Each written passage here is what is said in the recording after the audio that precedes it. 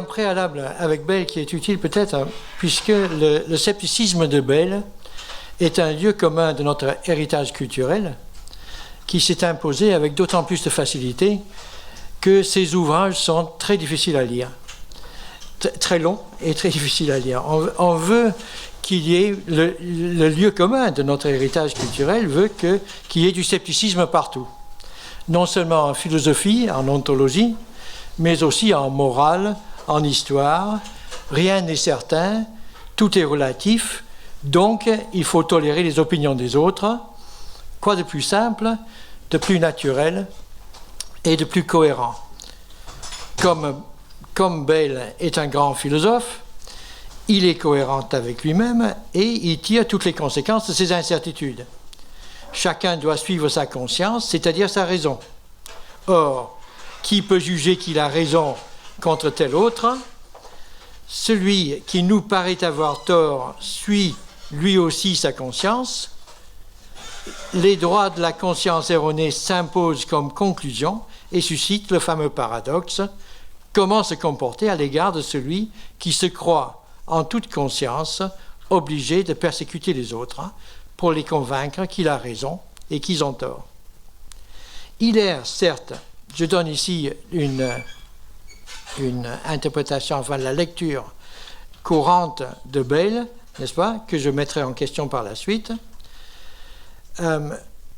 Celui qui persécute les autres pour les convaincre qu'il a raison et qu'ils ont tort, erre, certes, il fait erreur, certes, mais les droits de la conscience errante ne sont-ils pas suprêmes, selon cette lecture? Bayle n'a-t-il pas donné carte blanche aux persécuteurs sur le plan moral, même s'il érige quelques barrières utiles sur le plan de la vie civile? Comme la question devient alors complexe, et comme Bayle a publié quelques 8000 pages sans compter sa correspondance, on en reste là, en général, un peu gêné par le paradoxe, mais fier de la fondation en raison des droits de la conscience errante.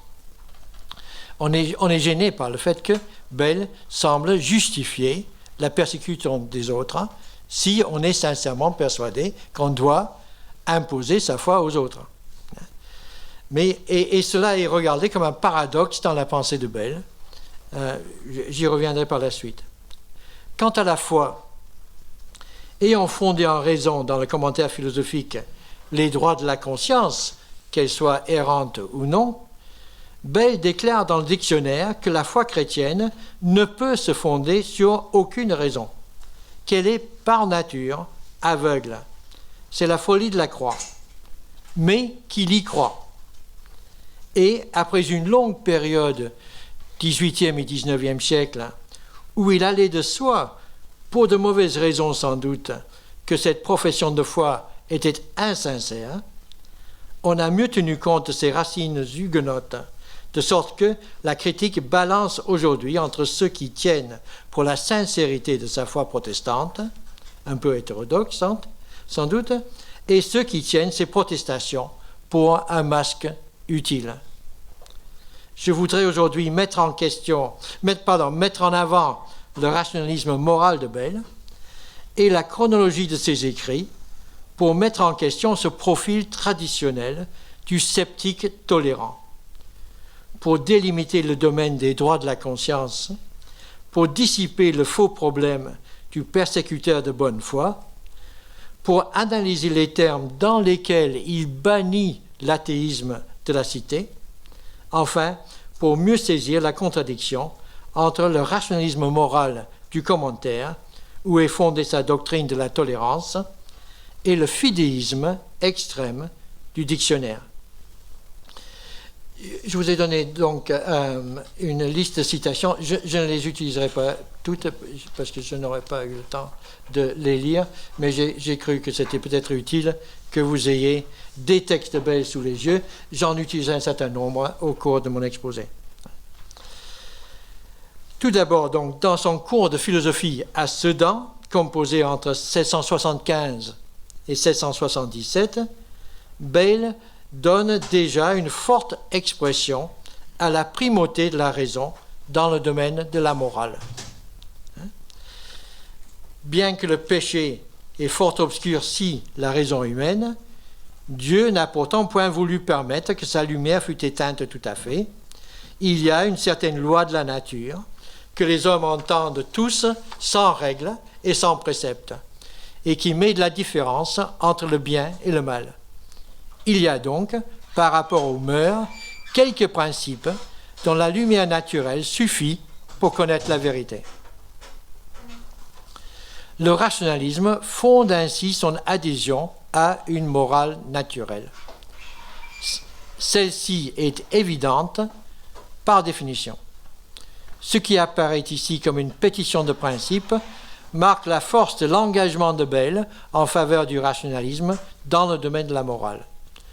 Dans son cours de philosophie à Sedan, dans les années 70 donc, Bayle se prononce emphatiquement en faveur de l'évidence et de la certitude de la raison dans le domaine de la morale. Dans ses pensées diverses sur la comète 1682-83, également, la raison sert de guide dans la démonstration que les comètes ne sont point le présage d'aucun malheur et que l'astrologie judiciaire, comme on disait, ce que nous appelons l'astrologie, tout simplement, repose sur des fondements irrationnels. L'ouvrage est constitué par une argumentation logique implacable contre la superstition ridicule de l'astrologie judiciaire populaire. Et la structure de cette argumentation se fonde sur la mise en évidence des raisons. Paragraphe 3. Que les présages des comètes ne sont appuyés d'aucune bonne raison. Paragraphe 9, première raison. Paragraphe 16, deuxième raison. 17, troisième raison. 102, première objection. 103, première réponse. 115, première preuve. 133, septième preuve. Toute l'œuvre est structurée par les raisons, n'est-ce pas?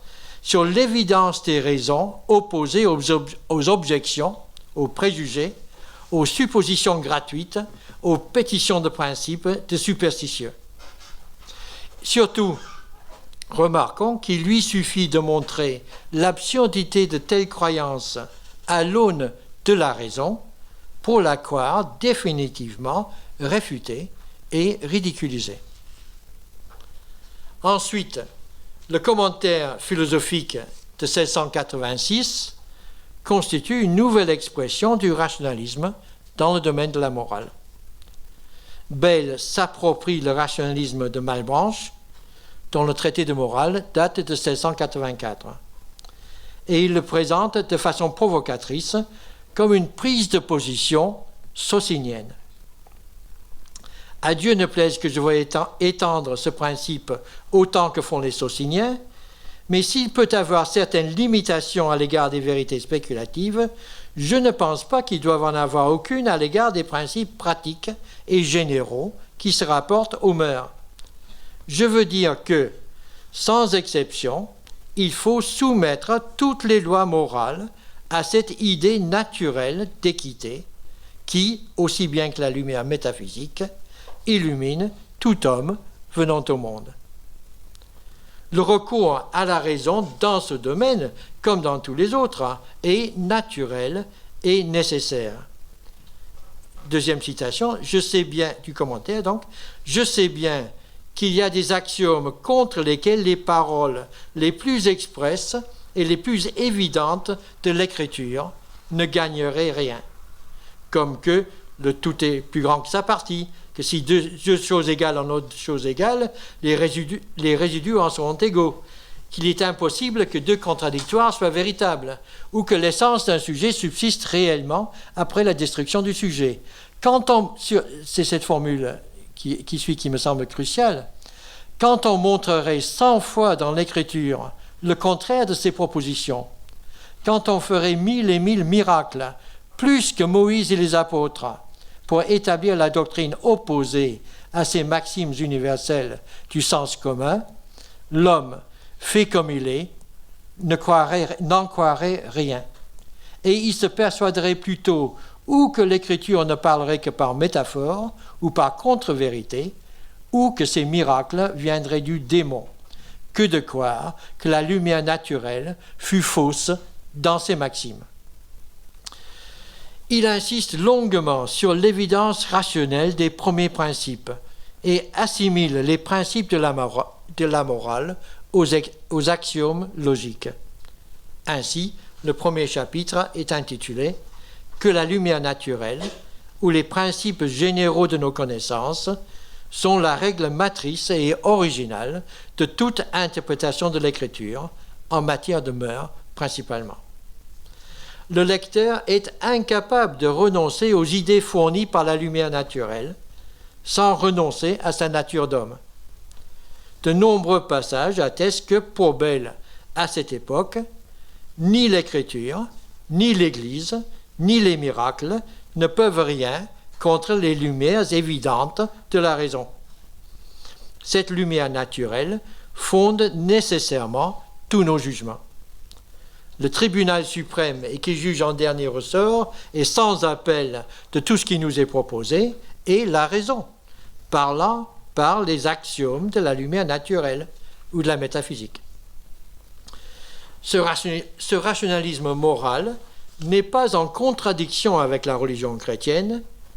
Au contraire, c'est la morale rationnelle et naturelle, dit-il, qui fonde notre approbation de la morale évangélique. C'est parce que l'Évangile est conforme à nos notions communes dans le domaine de la morale, c'est-à-dire au principe de la morale naturelle et rationnelle, qu'on peut la regarder comme divine. En ce sens, la raison, la lumière naturelle, autorise le précepte évangélique de ne point faire à autrui ce que nous ne voudrions pas qu'il nous fût fait. La raison cautionne la foi sur ce point. Bayle confirme ainsi que sa doctrine de la tolérance ne découle pas du scepticisme, mais du droit naturel, évident à tous, et il maintient la distinction entre la morale de la raison et celle de l'Évangile en résumant la leçon du commentaire: toute contrainte est vicieuse et contraire à la raison et à l'Évangile. Il distingue bien les deux. En effet, Dieu se conforme nécessairement à notre idée de sa perfection infinie, de sa justice et de sa bonté. Il est infiniment juste ou il n'est pas.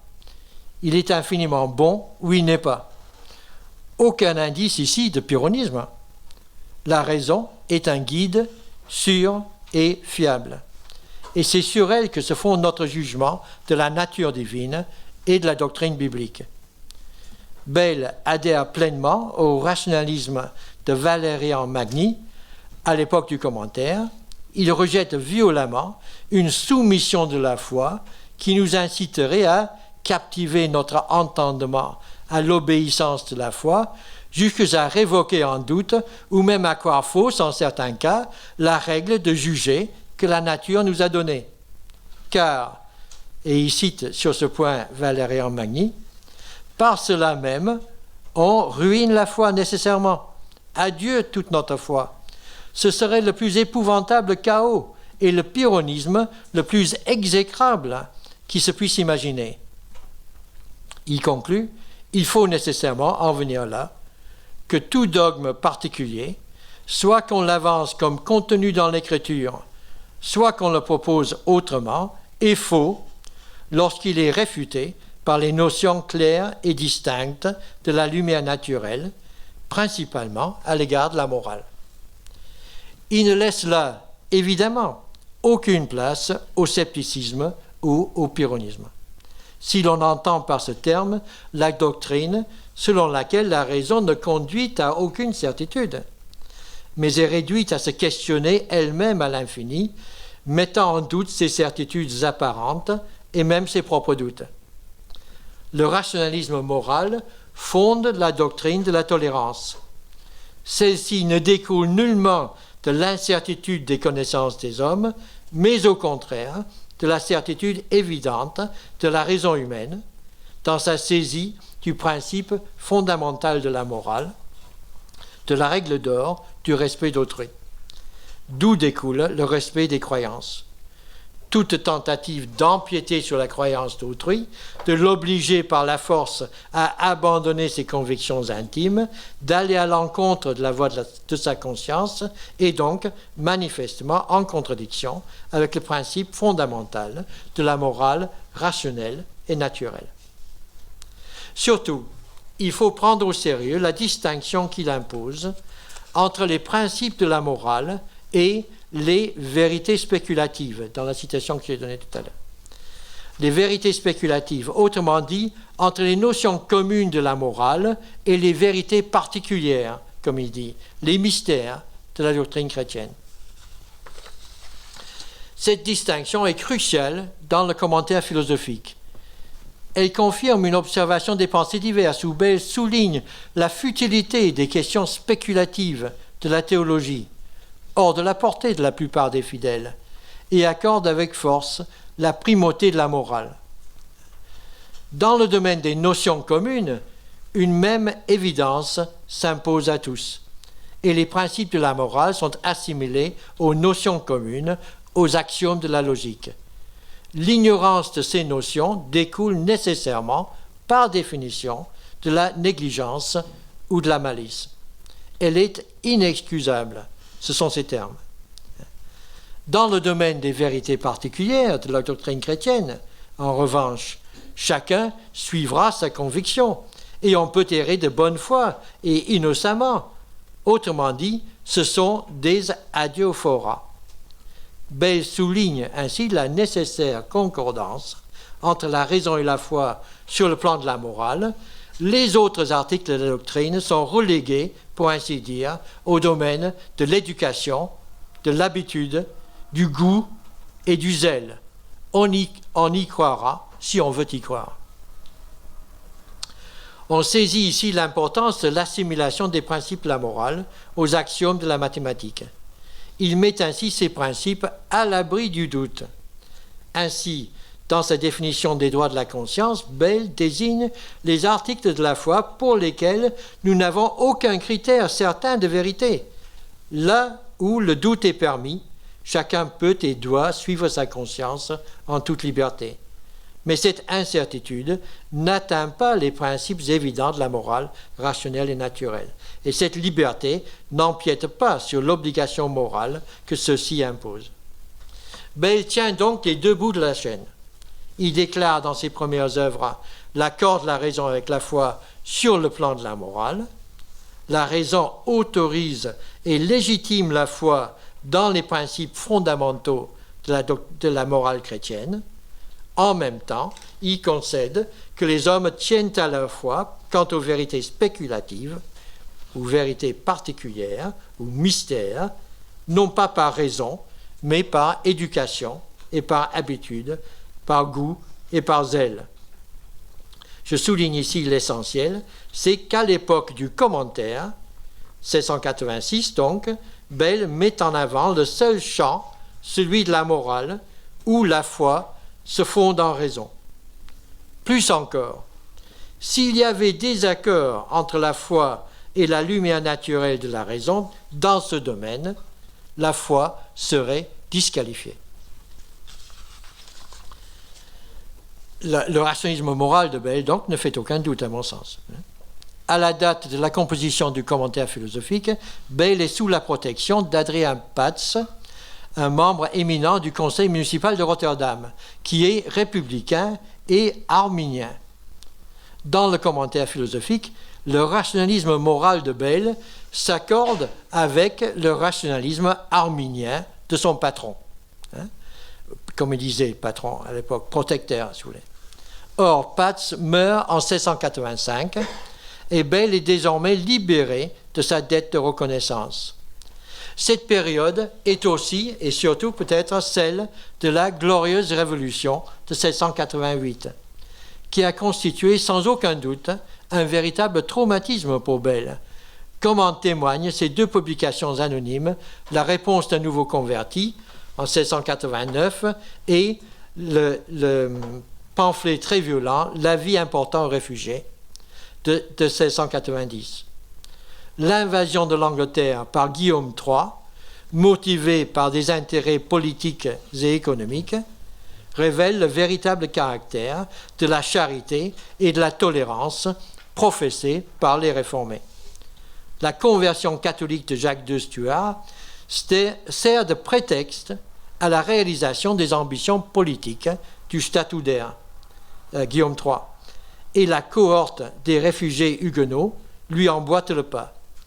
La preuve s'impose aux yeux de Bell que la morale réformée n'est que la posture d'une Église minoritaire, qu'elle se fonde sur une appréciation du rapport de force politique, qu'elle n'a aucune prérogative par rapport à la politique de Rome. Et en effet, la position de Bell change du tout au tout en 1693 lors de la composition du dictionnaire.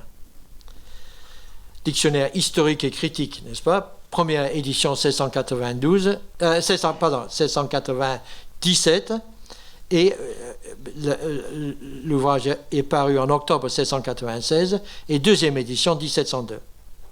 Mais c'est à partir, dans tous ces écrits à partir de 1693 qu'on peut marquer le changement de position de Bell. Il refuse désormais tout accord entre la raison et la foi. Dans les articles manichéens et pauliciens, il démontre que l'existence du mal est incompatible avec l'existence de Dieu telle que nous le concevons. La foi implique un scandale inexplicable pour la raison. Pour mieux faire comprendre ce scandale, Bell se tourne vers le pyrrhonisme et souligne tous les avantages, comme il dit, que la théologie peut attendre d'une philosophie de l'incertitude. Comme il explique complaisamment par la bouche d'un abbé désigné comme un bon philosophe, les mystères chrétiens de la Trinité, de l'incarnation, de la transsubstantiation détruisent nos notions élémentaires d'unité, d'identité, de personne, de substance. Jusque-là, rien de nouveau, car Bell a toujours maintenu que ces vérités spéculatives font l'objet d'une foi fondée sur l'éducation, sur l'habitude, sur le goût et sur le zèle. Mais désormais, sur le plan crucial de la morale, il maintient que l'existence du mal, le mystère du péché originel et le salut du petit nombre des élus détruisent nos notions élémentaires de justice, de bonté et d'honnêteté. La doctrine chrétienne nous réduit donc au pyrrhonisme, et le pyrrhonisme nous réduit non seulement à douter qu'il existe un corps et un esprit, mais aussi à admettre que nous n'avons que des idées relatives du juste et de l'honnête. Il constate une faille entre la lumière naturelle et la morale chrétienne, ce qui implique également une faille interne à la doctrine chrétienne, puisque, en mettant en cause nos idées fondamentales de la morale, ces mystères contredisent notre lecture de la morale évangélique. Autrement dit, cette philosophie nous réduit au non-sens. Tout discours rationnel devient impossible. Et c'est en ce sens, affirme Bell, qu'elle nous prépare à la foi. C'est un grand pas vers la religion chrétienne que nous attendions de Dieu la connaissance de ce que nous devons croire et de ce que nous devons faire. Elle veut que nous captivions notre entendement à l'obéissance de la foi. C'est précisément la formule qu'il avait rejetée dans le commentaire philosophique. Cependant, la foi est ainsi réduite par le pyrrhonien à quelques formules incompréhensibles qu'on peut répéter, mais qu'on ne saurait rattacher à aucune idée précise, ni de personne, ni de substance. En d'autres termes, notre abbé bon philosophe a démontré à son collègue, qui ne sait que sa routine, que sa foi est une formule creuse à laquelle il peut prétendre croire, mais qu'il est incapable d'expliquer et même de comprendre. Le pyrrhonisme a servi à révéler la véritable nature de la foi, non seulement sur le plan des mystères, mais également sur le plan de la morale. Elle est parfaitement irrationnelle. Sur tous les plans, elle est incompatible avec la raison. C'est le principe même d'une théologie rationaliste qui est rejeté par Bell. Et il conclut, il faut nécessairement opter entre la philosophie et l'Évangile. Si vous ne voulez rien croire que ce qui est évident et conforme aux notions communes, prenez la philosophie et quittez le christianisme. Si vous voulez croire les mystères incompréhensibles de la religion, prenez le christianisme et quittez la philosophie, car de posséder ensemble l'évidence et l'incompréhensibilité, c'est ce qui ne se peut. Et il faut opter nécessairement. Nous assistons ainsi à deux moments cruciaux de l'expression par Bayle des relations entre la raison et la foi.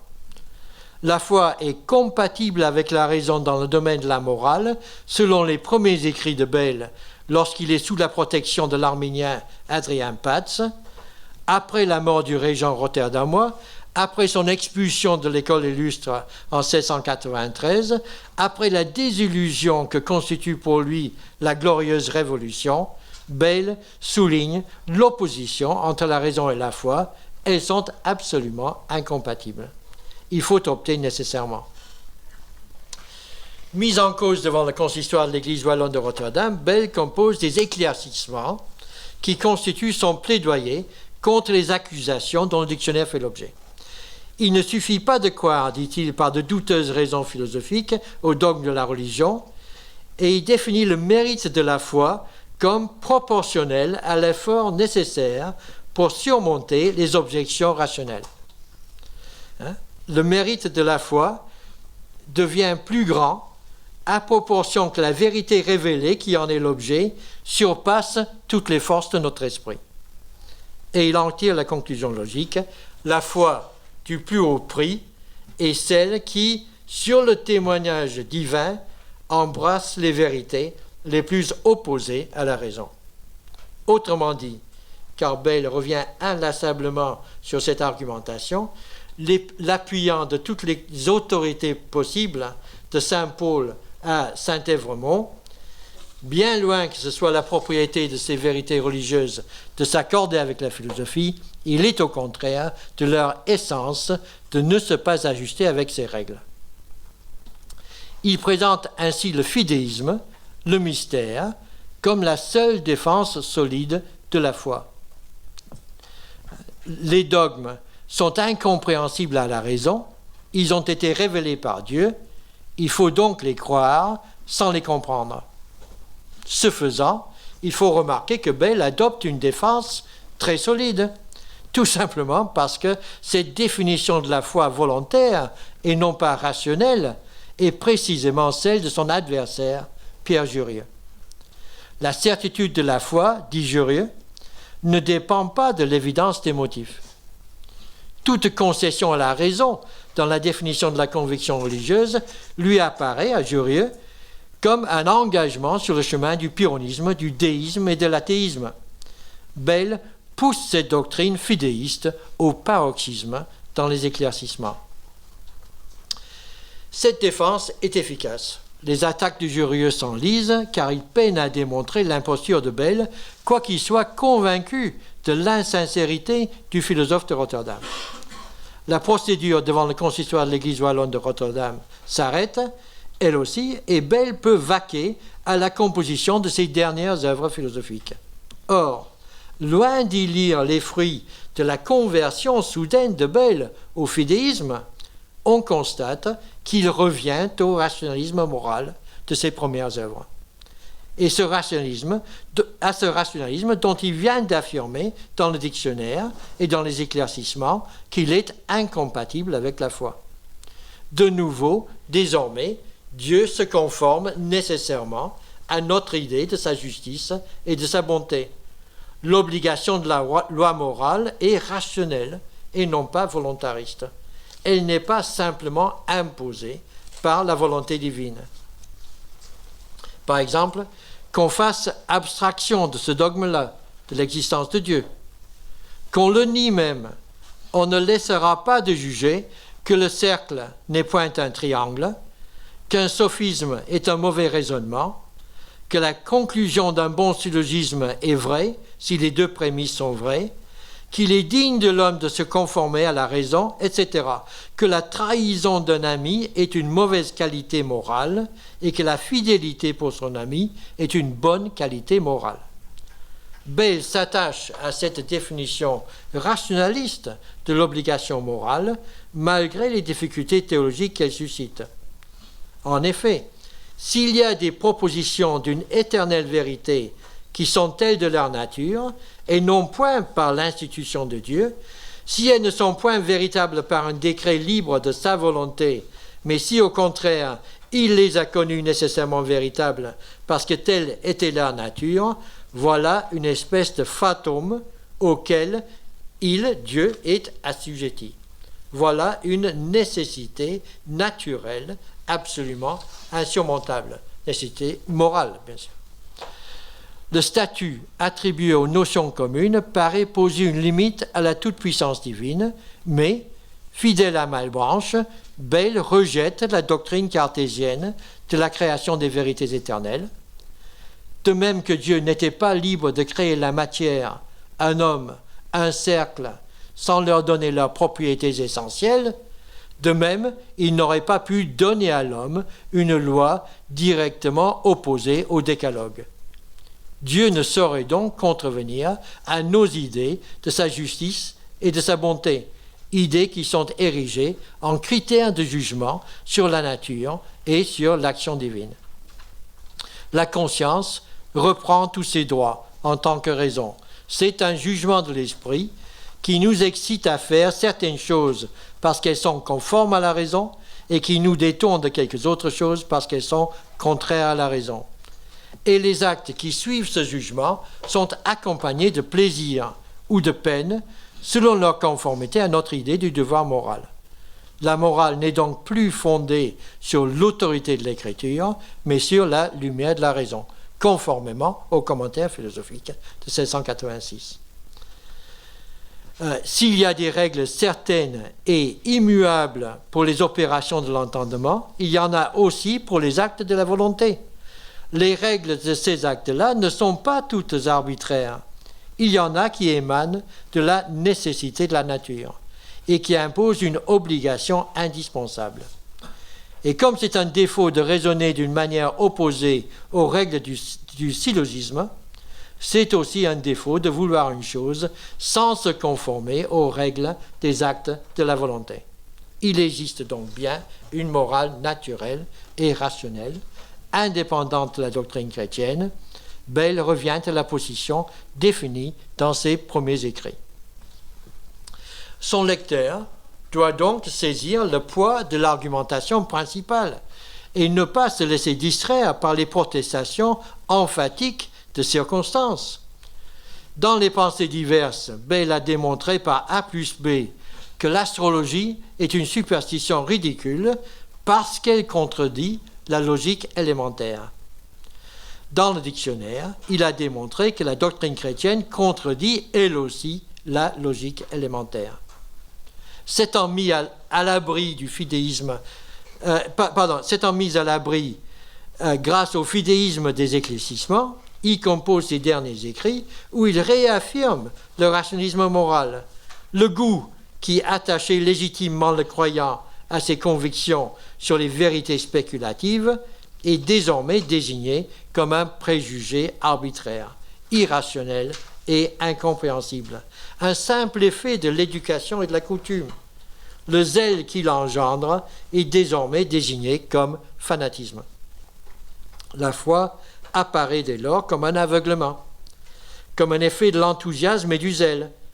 La superstition met toutes choses hors de leur rang et s'élève une monarchie absolue dans les esprits des hommes. C'est la citation de Bacon tout à l'heure. Ce que le christianisme a commis de violence, soit pour extirper l'idolâtrie païenne, soit pour étouffer les hérésies, soit pour maintenir les sectes qui se séparaient du gros de l'arbre, ne saurait être exprimé. L'histoire en inspire de l'horreur. On en frémit, pour peu qu'en soit des bonheurs. Une bonne âme ne peut lire innocemment cette sorte de relation. Elle ne saurait s'empêcher de maudire la mémoire de ceux qui ont été cause de ces incendies.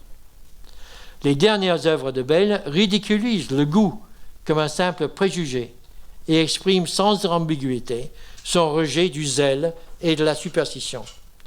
Elle jette ainsi une lumière crue sur sa stratégie argumentative dans les pensées diverses et dans le commentaire philosophique, dans le dictionnaire et dans les éclaircissements. Au lecteur de tirer les conclusions. Revenons maintenant à la question de la tolérance. Quelle est la doctrine de la tolérance que Bell fonde sur ses prémices? Comme nous l'avons vu, Bell tient les deux bouts de la chaîne. Il déclare l'accord de la raison avec la foi sur le plan de la morale. La raison autorise et légitime les principes fondamentaux de la morale chrétienne. En même temps, il concède que les hommes tiennent à leur foi quant aux vérités spéculatives ou aux mystères, non pas par raison, mais par goût et par zèle. D'où la nécessité de la tolérance. Enfin, si Bell tient l'ignorance de la loi morale pour inexcusable, il n'y a donc aucune tolérance pour les enfreintes aux principes de la morale. Quelle est l'étendue de la tolérance qu'on doit accorder aux hommes qui diffèrent d'opinion, de conviction sur les vérités spéculatives? Elle est très grande, car chaque homme doit se laisser guider sur de telles questions futiles, n'est-ce pas, inconséquentes, par sa conscience. Cette tolérance découle de la nature même de la conviction et de la foi. La nature de la religion est d'être une certaine persuasion de l'âme par rapport à Dieu, laquelle produise dans la volonté l'amour, le respect et la crainte que mérite cet être suprême, et dans les membres du corps les signes convenables à cette persuasion et à cette disposition de la volonté. C'est cette définition de la foi ou de la conviction de l'esprit qui exclut la violence comme moyen de persuasion. Les droits de la conscience errante découlent donc de l'obligation qui s'impose à chacun de suivre sa conscience. Les seules limites imposées à ce droit naturel de la conscience sont d'une part l'évidence des principes fondamentaux de la morale. Nous avons vu que l'homme est nécessairement coupable par négligence ou par malice s'il refuse d'admettre ces principes ou de s'y plier. D'autre part, l'ordre public impose aussi ses limites. Le magistrat ne permettra pas que tel homme suive sa conscience si celle-ci lui dicte une conduite contraire à l'ordre public. Dans ce résumé succinct de la leçon du commentaire, surgit aussitôt la difficulté majeure qui empoisonne les commentaires sur ce texte capital de Bell et qui a été dénoncé immédiatement par Jurieu dans sa réponse des droits des deux souverains, 1687, et par Jean Leclerc, dans son compte-rendu du commentaire philosophique. D'abord, la conscience est, selon Bell, cette idée naturelle d'équité qui, aussi bien que la lumière métaphysique, illumine tout homme venant au monde. Bell reste là, fidèle à la définition qu'il donnait déjà dans son cours de philosophie à Sedan, déjà cité, où il postule l'existence d'une lumière naturelle qui nous permet de découvrir infailliblement la règle du juste et de l'injuste. Mais si cette lumière brille infailliblement et nous découvre les premiers principes de façon absolument certaine, comment se fait-il qu'il soit question de conscience errante? Et pourquoi une telle conscience aurait-elle besoin de tolérance? Manifestement, le terme conscience est utilisé en deux sens très différents. La lumière infaillible de la raison, d'une part, et la conviction individuelle, subjective, d'autre part. Et il est admis que ces deux sens peuvent s'opposer. Gianluca Mori a proposé une explication de cette ambiguïté. Bell hésiterait entre la conscience, lumière rationnelle qui découvre le vrai, et la conscience, sentiment confus, qui fonde nos convictions sans que nous puissions en expliciter les raisons.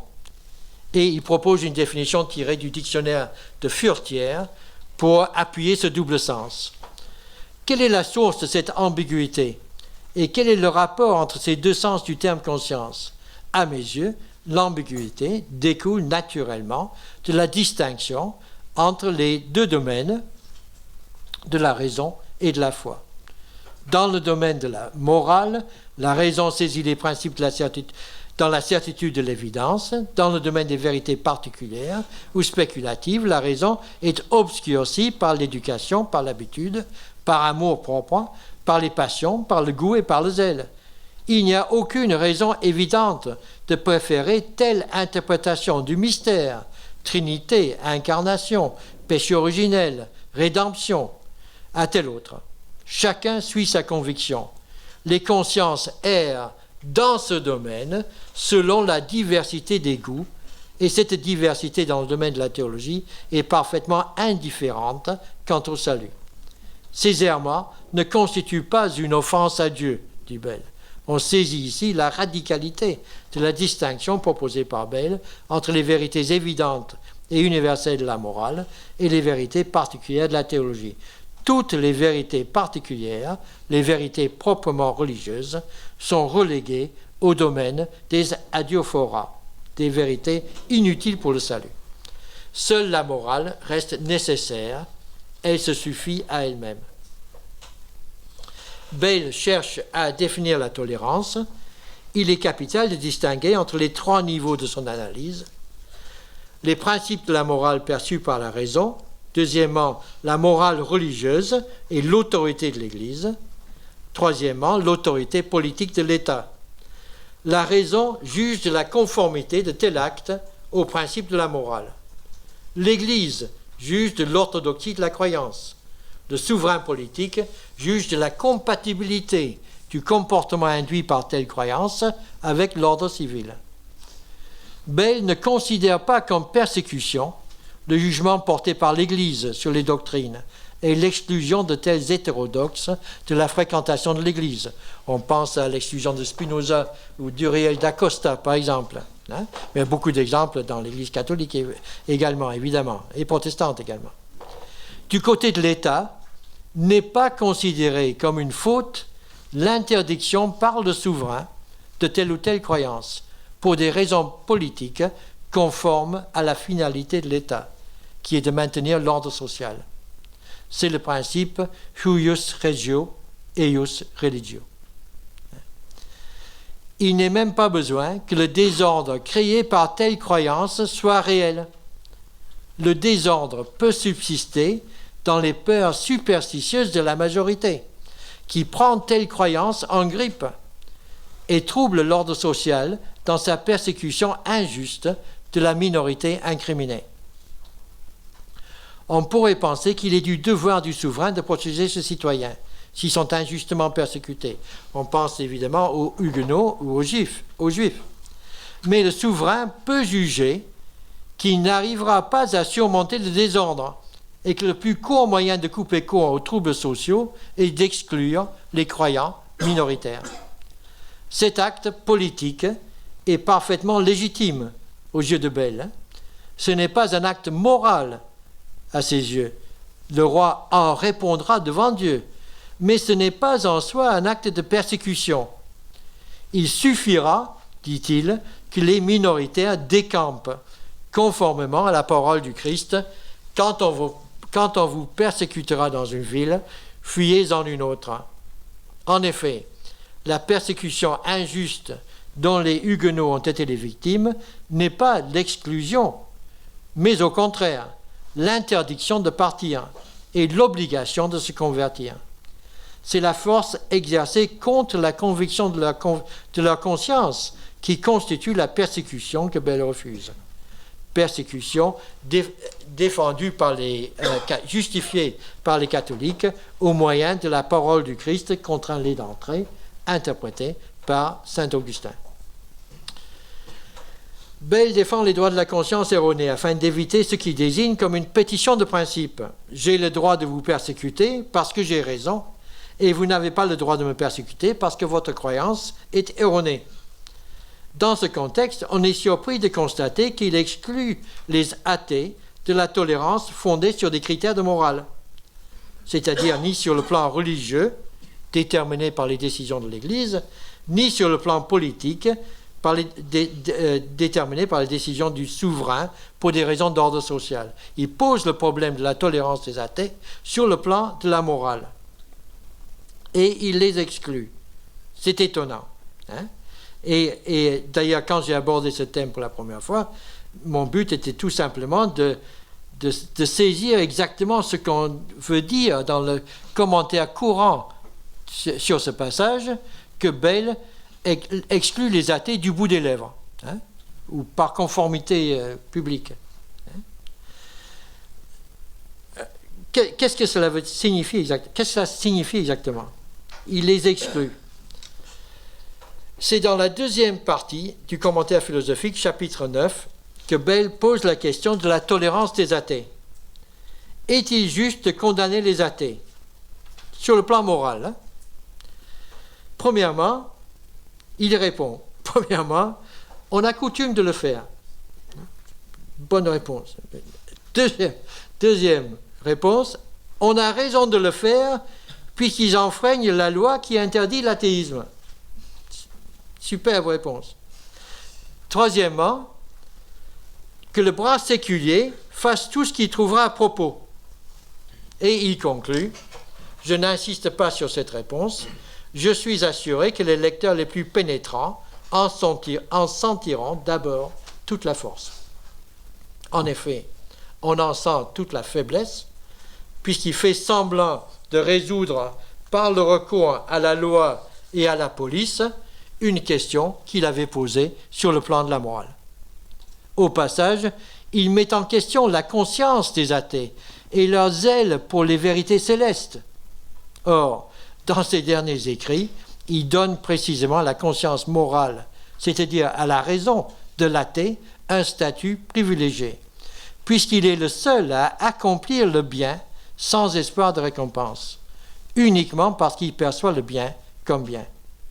L'athée est donc le seul à pouvoir accomplir un acte de vertu véritable.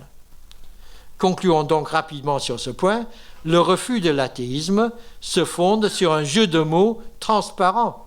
Et Bayle fait tout ce qu'il faut pour mettre en évidence cette imposture ironique. Ainsi, dans ses dernières œuvres, Bayle défend la prémisse du rationalisme moral en lançant une attaque virulente contre le zèle fanatique qui obscurcit la lumière naturelle. Déjà à l'époque du commentaire, il ironisait sur le zèle des convertisseurs, les dragons convertisseurs à l'époque de la révocation de l'édit de Nantes. Je souhaite pour l'amour d'eux, des persécuteurs catholiques, qui n'agissent point contre leur conscience, ni par des motifs humains, mais par zèle pour l'Église, qui croit seule véritable. Mais si c'est par zèle, dès aujourd'hui, je fais résolution de prier Dieu, soir et matin, de ne me donner jamais un tel zèle.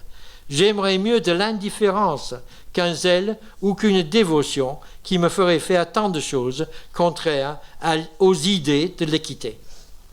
Et il lance plus durement, vous dégoûtez un honnête homme d'avoir du zèle par le mauvais usage que vous faites du vôtre. Supposez que vous en ayez. Déjà dans les pensées diverses, il évoquait la liberté de penser dans un monde sans zèle, sans superstition. Nous raisonnâmes sur tout cela avec cette liberté si précieuse aux honnêtes gens, que l'on se donne quand on n'est point troublé ni par la présence du peuple, ni par celle des docteurs bigots, deux sortes de gens qu'il faut soigneusement ménager. Les premiers, de peur d'ébranler leur foi, et les autres, de peur de devenir l'objet de leurs ardentes persécutions. C'est un tel espace de liberté que Bayle crée, me semble-t-il, dans le dictionnaire, qui correspond parfaitement à sa conception idéale de la sociabilité de la République des lettres. On peut caractériser les attaques incessantes contre Jurieu dans le dictionnaire par le refus de l'esprit de zèle. Contrairement à l'Église, représentée par Jurieu, pays, pour ainsi dire, du zèle religieux, marqué par une division violente, selon les paroles de Matthieu et de Luc, contrairement donc à l'Église, Bayle constitue le dictionnaire en monument emblématique de la guerre pacifique des esprits, c'est-à-dire de la tolérance, du débat critique, permanent et pacifique, qui caractérise la République des lettres, cet État extrêmement libre, où l'on ne reconnaît que l'empire de la vérité et de la raison. Je vous remercie.